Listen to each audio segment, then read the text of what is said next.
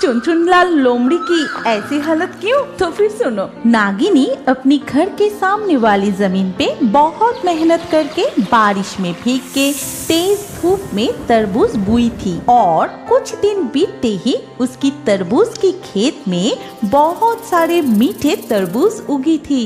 आहा, कितने अच्छे तरबूज उगाए हैं मैंने। इतने दिन बाद तरबूज पके हैं। अब मैं मजे से बहुत सारे तरबूज खाऊंगी। लेकिन ज्योति नागिनी की इस तरबूज के ऊपर और भी किसी की नजर था। वो पेड़ की टहनी पर बैठकर छुप छुप के तरबूज देख रहा था और मन ही मन कह रहा था, आहा, कितने अच्छे तरबूज उगाए हैं नागिन। अब मैं मजे से खूब तरबूज खाऊंगी। सोच रही हूँ कि कुछ तरबूज बाजार में भी बेचूंगी। सोच रहा हूँ कुछ तरबूज अपने लिए मजबूत करके रख लूं। पहले मैं 2 तरबूज खा लेती हूँ। कल सुबह होते ही बाजार में कुछ तरबूज ले जाऊंगी। इसके बाद ज्योति नागिनी तरबूज खा के सोने के लिए चली जाती है और सोते ही जोर से खराटे मारने लगी। तभी दीलू कीड़ा पेड़ से उतरकर सारे तरबूज को छेद करके अंदर से पूरा तरबूज खा के खोखला कर देती है। इसके बाद वो भी पेट भर के तरबूज खा के फिर सोने के लिए चली जाती है। अगले दिन सुबह ज्योति नागिन एक टुकड़ी तरबूज लेके बेचने के लिए जाती है पशु पक्षी बाजार में और इमली पेड़ के नीचे बैठ के बेचने लगती है।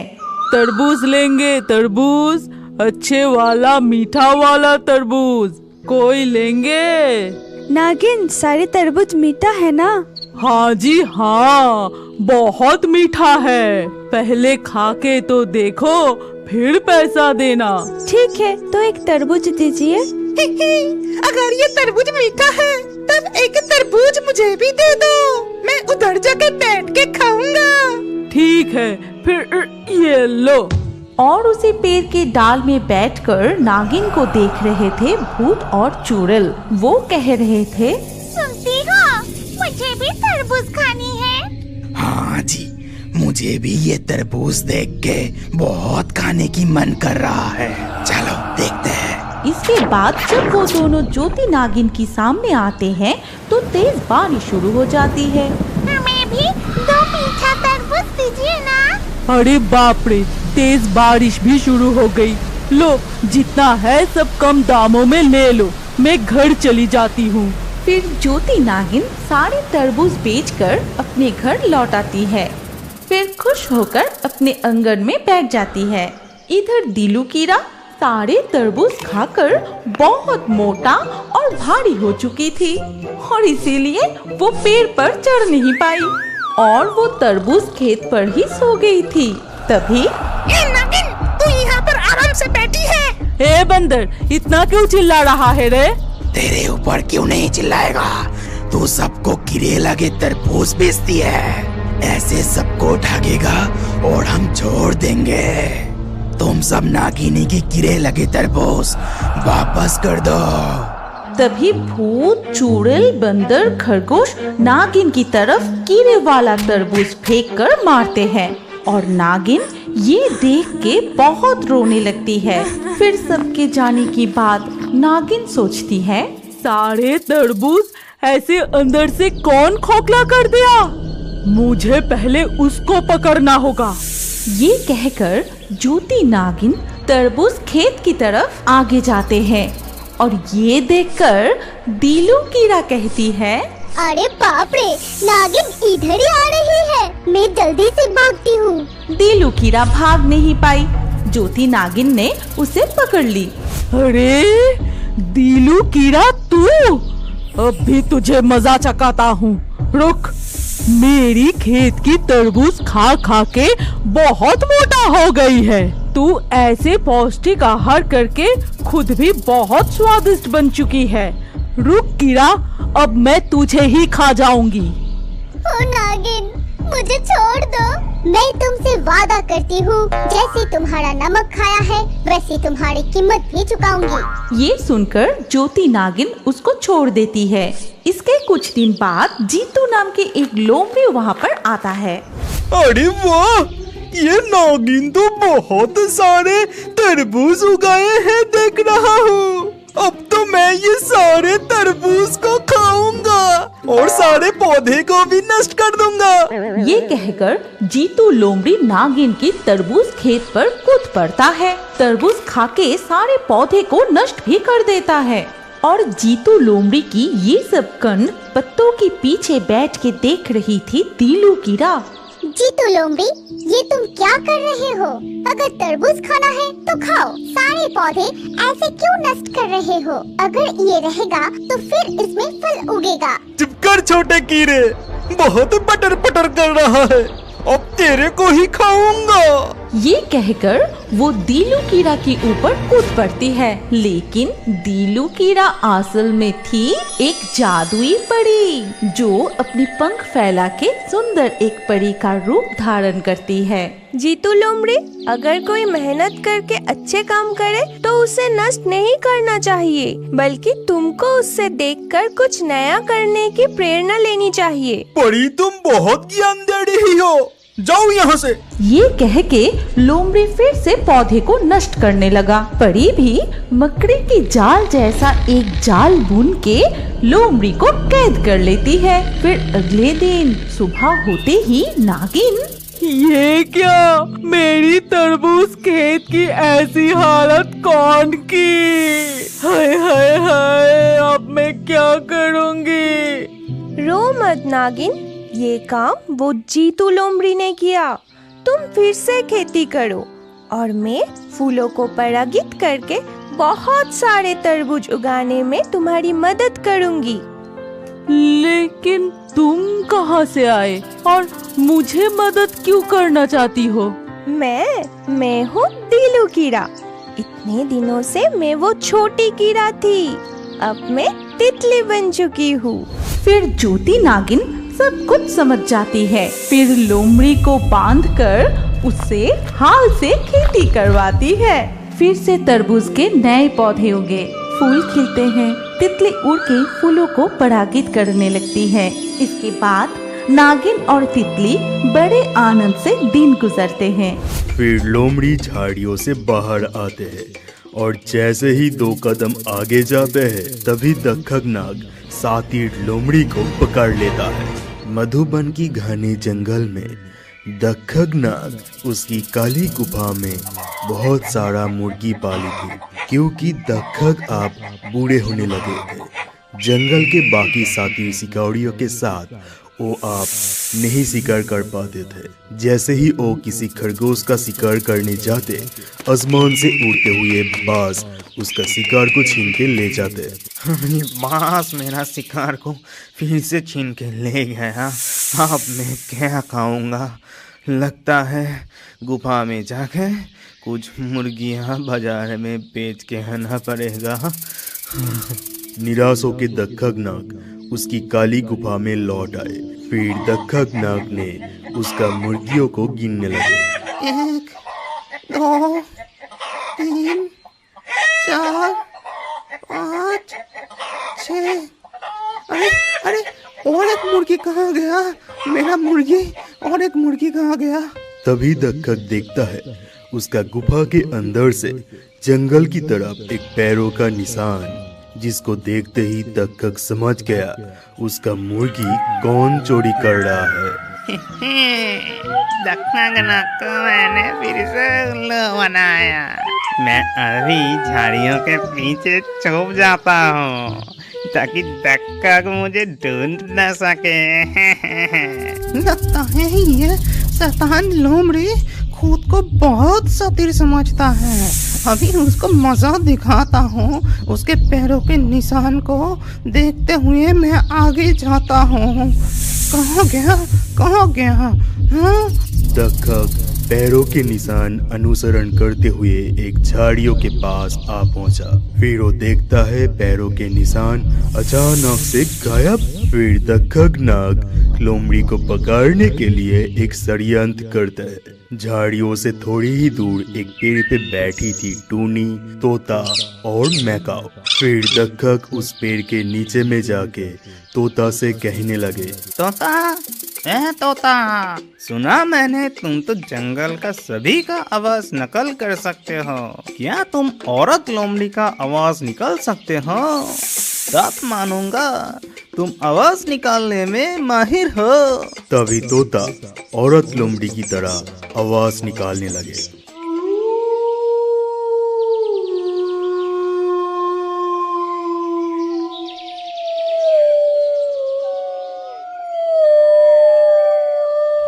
अरे अरे, ये कौन मुझे पुकार रहा है?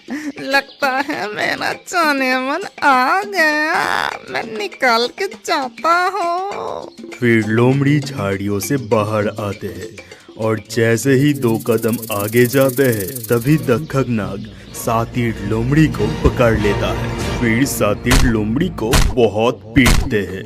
अरे दक्खक, मैं मर गया, मुझे छोड़ दो, मुझसे गलती हो गई, मुझे छोड़ दो, मारो मत। फिर दक्खक नाग लोमड़ी को छोड़ देते हैं। लोमड़ी वहाँ से भाग जाते हैं और थोड़ी ही दूर जाके एक उड़ते हुए कौवे को देखते हैं। फिर सातिर लोमड़ी कौवे को भी बेवकूफ बना के उसका खाना चोरी करने के लिए उसके पीछे पीछे जाते हैं। लोमड़ी के पूंछ जला देती है और तभी लोमड़ी के मुंह से अंडा गिर जाता है और लोमड़ी दौड़ने लगता है। एक शरारती लोमड़ी भोजन की तलाश में निकली। लोमड़ी भोजन की तलाश करते हुए इधर उधर सूंघते हुए उसे मुर्गी का घोंसला मिलता है। फिर अरे, मुझे मुर्गी का घोंसला मिल गया। ओहो, मुर्गी ने 4 अंडे दिए हैं। बिना देर किए फटाफट अंडे खा लेता हूँ, फिर भाग जाता हूँ। तभी वहाँ मुर्गा और मुर्गी आ जाते हैं और लोमड़ी को भागते हुए देख लेता है। फिर अरे अरे, लोमड़ी ने फिर से मेरे सारे अंडे खा लिए। ये लोमड़ी बहुत ही दुष्ट है। घोंसला कितना भी छुपाओ वो पता लगा ही लेता है और सारे अंडे खा जाते हैं। अब हम अपने अंडे को बचाने की दूसरा तरीका आजमाएंगे। हम क्या करेंगे? तुम मेरी बात ध्यान से सुनो। फिर मुर्गा के कहने पर मुर्गी ने मुर्गा के साथ ड्रैगन की काली गुफा के पास चली जाती है और वहाँ अपने घोंसला बना के मुर्गी ने अपनी अंडे देती है। लेकिन हमेशा की तरह शरारती लोमड़ी गंध सूंघकर वहाँ पर भी पहुँच जाता है और वहाँ जाकर लोमड़ी ने देखा कि अरे बाप रे, इतना बड़ा बड़ा अंडा! ये किसका अंडा है? छोड़ो, जिसका भी हो, खाने में बहुत मजा आएगा। दंडना दंडा, कितना बड़ा अंडा! लाल नीला हरा पीला, आज तो मुझे खजाना मिला। तभी मुर्गा और मुर्गी छुपके से लोमड़ी को देखते हैं। फिर मुर्गी ने कहा, वो देखो, लोमड़ी फिर से आ गया। चुपचाप देखते जाओ। इतना बड़ा अंडा यहाँ बैठ के खाना ठीक नहीं होगा। एक काम करता हूँ, सारे अंडे लेकर मैं झाड़ियों के पीछे चला जाता हूँ। इसके बाद लोमड़ी चारों अंडे को लुढ़कते हुए झाड़ियों के पीछे लेकर चला जाता है। तभी ड्रैगन रानी वहाँ आती है, लेकिन अपनी अंडों को देख नहीं पाई। फिर उसने अपनी अंडों को ढूंढने लगी। तभी ड्रैगन रानी को लोमड़ी की आवाज सुनाई देती है। फिर दंडना दंडा, कितना बड़ा अंडा! पहले मैं कौन सा खाऊं? हरा खाऊं, पीला खाऊं, लाल या नीला खाऊं? फिर वो लोमड़ी अंडे को चाटने लगता है। तभी ड्रैगन रानी उसके सर पर अपने मुंह से हल्का सा धक्का देती है। कौन है रे? भोजन करते समय परेशान कर रहा है। ये कह के लोमड़ी जब अंडे खाने के लिए मुंह खोला कि तभी ड्रैगन रानी उसको मुंह में उठा के पटक के फेंक दिया। अरे बाप रे, इतना जोर से मुझे कौन फेंक दिया? अरे ओहो, मेरा पैर! अरे बाप रे, ये तो ड्रैगन रानी है। हाँ, मैं ड्रैगन रानी हूँ। तेरी हिम्मत कैसे हुई मेरे अंडे चुराने की? तभी लोमड़ी जल्दी से ड्रैगन की एक अंडे मुंह पे उठा लेता है, फिर वहाँ से भागने लगता है। तेरी इतनी साहस? तभी ड्रैगन रानी ने मुंह से आग निकल के लोमड़ी के पूंछ जला देती है और तभी लोमड़ी के मुंह से अंडा गिर जाता है और लोमड़ी दौड़ने लगता है। अरे बाप रे, जल गया रे, मेरा पूंछ जल गया रे। ये देख के मुर्गा, मुर्गी और ड्रैगन रानी जोर जोर से हंसने लगे। तभी वो लोमड़ी पास वाली नदी में जाके अपना पूंछ पानी के अंदर डुबाया। हाँ, थोड़ा सुकून मिला। अरे बाप रे, काट लिया रे, मुझे बचाओ, मुझे किसने काटा रे? फिर लोमड़ी देखता है कि वो एक केकड़ा है और केकड़ा उसके पूंछ को कस के पकड़ी हुई है और हंस रही है। क्यों, कैसा लगा? मजा आया? अरे काटने के लिए मैं ही तुझे मिला क्या? वहाँ एक सारस बैठा है, इस केकड़े से छुटकारा पाने के लिए मैं जाके उस सारस से कहता हूँ। फिर लोमड़ी सारस के पास गया और सारस भाई, मुझे इस केकड़े से बचा लो। लेकिन बदले में मुझे क्या मिलेगा? मैं तुम्हें इनाम दूंगा। ठीक है, तो मैं निकल देता हूँ। फिर सारस ने केकड़े को लोमड़ी के पूंछ से अलग कर देता है। ये लो, निकाल दिया। अब मेरा इनाम। तुम्हारा इनाम? जब भाग यहाँ से बुद्धू सारस। ये कह के लोमड़ी वहाँ से भाग जाता है। ये लोमड़ी तो बहुत ही चालाक निकला। हर वक्त किसी न किसी को तंग करते रहते हैं, चोरी करते रहते हैं और झूठ भी बोलता है। मेरी इनाम भी नहीं दिया। दुखी मत हो सारस, अगले एपिसोड में हम जरूर इस लोमड़ी का मजा चखाएंगे। चलो अब चलते हैं। इसके बाद वो दोनों वहाँ से चले जाते हैं और प्लान करने लगते हैं कि लोमड़ी को कैसे मजा चखाया जाए। दोस्तों, जल्दी से इस चैनल को सब्सक्राइब कर लीजिए और मेरे तरह आप भी देखते रहिए कि वो मुझे सबक सिखाने के लिए कौन सा तरीका आजमाते हैं। रियो के जंगल में 3 पंछियां रहते थे। एक कौवा थियो, एक कबूतर पॉपी और एक कोयल मिन्नी। वो तीनों बेस्ट फ्रेंड थे।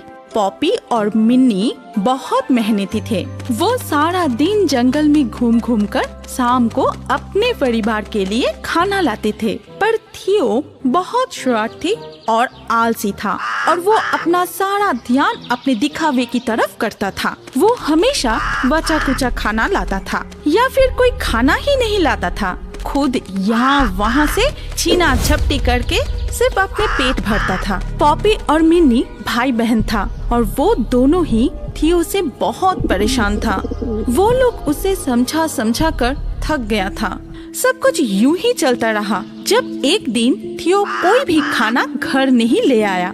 थियो, क्या करूं मैं इसका? तुझे एक काम दिया था, उतना भी नहीं कर पाया तू। खाने का एक दाना भी नहीं लाया तू। अरे मम्मी, नहीं मिला कुछ, बस थोड़ा सा मिला था, मैंने खा लिया। तू जा अभी, मुझे अपनी शक्ल भी मत दिखाना। ठीक है, मैं भी नहीं रहूंगा इस घर में। थियो थोड़ी देर इधर उधर घूमकर पॉपी और मिन्नी के घर चला गया। क्या हुआ थियो, तू इस वक्त हमारे घर में? क्यों, मैं आ नहीं सकता क्या? मिन्नी, तुझे समझ नहीं आया क्या? फिर से खाली हाथ घर आया होगा, इसलिए आंटी ने घर से बाहर निकल दिया है। हाँ तो वो हमेशा ही ऐसा करता है, पर मुझे पता है उन्होंने खाना ढूंढ ही लिया होगा अब तक। थियो, कब तक ऐसा चलेगा? आंटी की भी तो उम्र हो गई है, तू अपने मम्मी के लिए इतना भी नहीं कर सकता?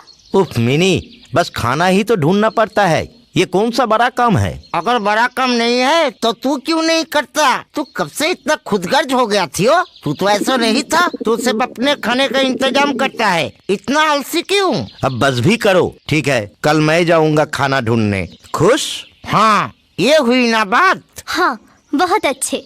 तो फिर हम कल सुबह 7 बजे खाना ढूंढने निकलेंगे। क्या 7 बजे? हाँ, तो क्या हुआ, हम तो रोज 6 बजे निकलते हैं। तेरे लिए ही 7 बजे बोला मिन्नी ने। नहीं नहीं, इतना जल्दी उठने के ख्याल से ही मेरा सिर चकरा रहा है। तुम लोग जाओ इतने सुबह सुबह, मैं देर से जाऊंगा और तुमसे ज्यादा खाना लाऊंगा। तो तू अपने समय से आना, आलसी कहीं का। हाँ, हम तेरे लिए इंतजार नहीं करेंगे। ठीक है, मुझे ऐसे भी तुम लोगों की कोई जरूरत नहीं है। अगले दिन सुबह सुबह पॉपी और मिन्नी खाना ढूंढने निकल पड़े, जहाँ की थियो 12 बजे नींद से जागा। वो फिर तैयार होके खाना ढूंढने निकला और सीधा गांव की तरफ जाने लगा। थियो गांव के बाजार में चला गया और वहाँ जाके एक पेड़ पे बैठ गया। बीत जाते समय के साथ लोग भी कई चीजें खरीद रहे थे। थियो बस इंतजार कर रहा था कि कब किसी के बैग से वो खाना चुरा सके। कुछ देर इंतजार करने के बाद थियो को देखा कि एक बूढ़ी सी औरत का बैग नीचे गिर गया और वो अपना सामान वापस समेट रही थी।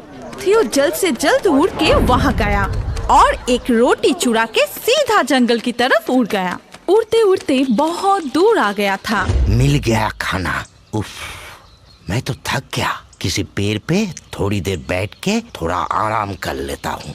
ये सोचकर थियो एक बड़े से पेड़ पर बैठ गया और खुश होके सोचने लगा, ऐसा खाना मिन्नी और पॉपी को भी नहीं मिला होगा। मैं जब घर वापस लौटूंगा तो सब मेरी कितनी तारीफ करेंगे। हे हे। वो सोच ही रहा था जब एक लोमड़ी डियोगी की नजर खाना ढूंढते ढूंढते थियो की तरफ गई। वो थियो को जानता था और उसके मुंह में रोटी देखकर वो तुरंत समझ गया कि उसने जरूर रोटी गांव से चुराया है। इस चोर को आज सबक सिखाना ही पड़ेगा। ये क्या सोचते हैं कि सिर्फ चालाकी से ही ये सब कुछ कर लेगा। मैं आज इसे दिखाता हूँ असली मजा। अरे थियो जी, मैं डिएगो, आपको मैं बहुत रिस्पेक्ट करता हूँ थियो जी, पर आप और इधर आप तो महान हैं। आप कब से इन दूसरे ऐरे गहरे पक्षियों की तरह खाना ढूंढने लगे? जवाब में थियो ने कुछ नहीं कहा क्योंकि उसने मुंह में रोटी पकड़ा हुआ था, पर ये सुन के उससे खुद पर गर्व होने लगा। अरे वाह, क्या आपने देखा आज आप कितने अच्छे लग रहे हैं। वाह, क्या चमक रहे हैं आप। थियो फिर से कुछ नहीं बोला, पर अंदर ही अंदर बहुत खुश हो गया। हाँ, अच्छा दिखूंगा भी क्यों नहीं। आज ही तो मैंने झील के पानी से खुद को चमकाया है। और आप कितने बुद्धिमान और बहादुर हैं और ताकतवर भी। काश मैं आपकी तरह होता। ओह, मुझे तो किसी सेलिब्रिटी की तरह फील हो रहा है। हे हे, आज मेरा लकी दिन है। मुझे इतना अच्छा सा खाना मिला और अब डिएगो की बातें। ये सुन के थियो बहुत खुश हो गया क्योंकि उसके बहुत दिनों से किसी ने भी तारीफ नहीं की थी। अब आने वाले छोटे पंछियां तो क्या, सभी के लिए एक प्रेरणा है। सभी को आपकी तरह सुंदर, बहादुर, बुद्धिमान और ताकतवर बनना चाहिए। थियो का तो मन खुशी से नाच उठा था। वो बहुत खुश हो गया था अपनी इतनी तारीफ सुनकर और डिएगो भी उसकी तारीफ करता ही गया। मेरा ये सौभाग्य कभी हुआ तो नहीं, पर मुझे तो पक्का यकीन है कि आपकी आवाज भी बिल्कुल कोकिल जैसी सुरीली होगी। इस तारीफ पे थियो तो मन ही मन उछल रहा था। किसी ने कभी उसकी आवाज को मीठी नहीं कहा था। मेरा एक सपना पूरा हो जाता अगर आप अपनी सुरीली आवाज में कुछ सुना देते तो। आपकी आवाज सुनने के लिए मेरे कान तरस रहे हैं। थियो जी, आपसे ये एक विनती है, गा दीजिए ना कुछ। ये सुन के थियो खुद को संभाल ही नहीं पाया। वो भूल गया कि उसके मुंह में रोटी पकड़ा हुआ है और गाने के लिए मुंह खोलता ही कि और तभी रोटी नीचे गिर जाता है। रोटी नीचे गिरते ही डिएगो उछलकर उसे खा लेता है और तुरंत ही तेजी से दौड़कर चला जाता है। थियो कुछ समझ पाता इससे पहले ही इतना कुछ हो जाता है। थियो को बहुत अफसोस होता है और वो खुद के घर ना जाकर पॉपी और मिन्नी के घर चला जाता है और उनको सारी बात बताता है और वो दोनों उस पर खूब हंसते हैं। देख लिया ना थियो, तू कभी चोरी करके बड़ा नहीं बन सकता।